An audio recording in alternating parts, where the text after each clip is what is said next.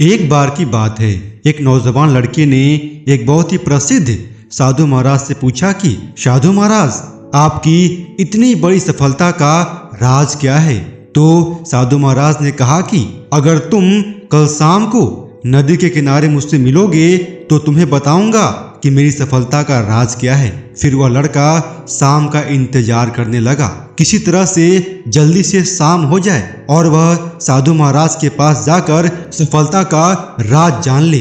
और जैसे ही शाम हुई तो वह लड़का नदी के किनारे पहुंच जाता है, जहां पर साधु महाराज पहले से ही स्नान कर रहे होते हैं। फिर साधु महाराज ने उस लड़के को भी अपने कपड़े उतार करके नदी में स्नान करने को बोला।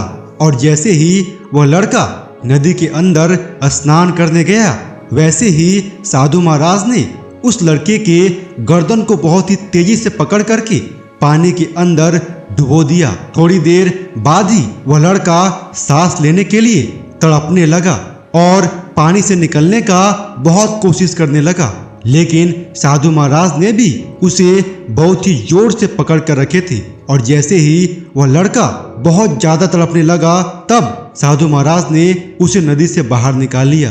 नदी से बाहर निकलते ही उस लड़के का चेहरा गुस्से से लाल पीला हो गया और उसने साधु महाराज को कहा कि मैंने आपसे सफलता प्राप्त करने का राज पूछा था, ना कि मरने का राज पूछा था। अभी तो आप मुझे डुबोकर मार ही देते।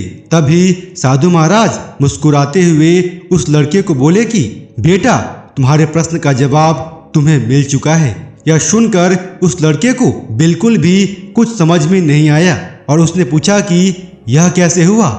तो साधु महाराज ने उस लड़के को समझाते हुए बोले कि जब तुम नदी के अंदर थे तब तुम किस चीज के बारे में सोच रहे थे। तब उस लड़के ने जवाब दिया कि मैं जब नदी के अंदर था तो मुझे सांस लेने में बहुत दिक्कत हो रही थी और मैं यही सोच रहा था कि मैं किसी भी तरीके से इस नदी से बाहर निकलूं ताकि अच्छी तरह से सांस ले सकूं और मेरा जान बच पाए। फिर साधु महाराज ने उस लड़के को बोले कि यही तो है तुम्हारी सफलता का राज, जो कि तुम जानना चाहते हो। अगर तुम्हें अपनी जिंदगी में किसी भी काम में बड़ी सफलता प्राप्त करनी है तो तुमको इसी तरह से उस काम में सफलता को प्राप्त करने के लिए अपने अंदर तड़प पैदा करना पड़ेगा।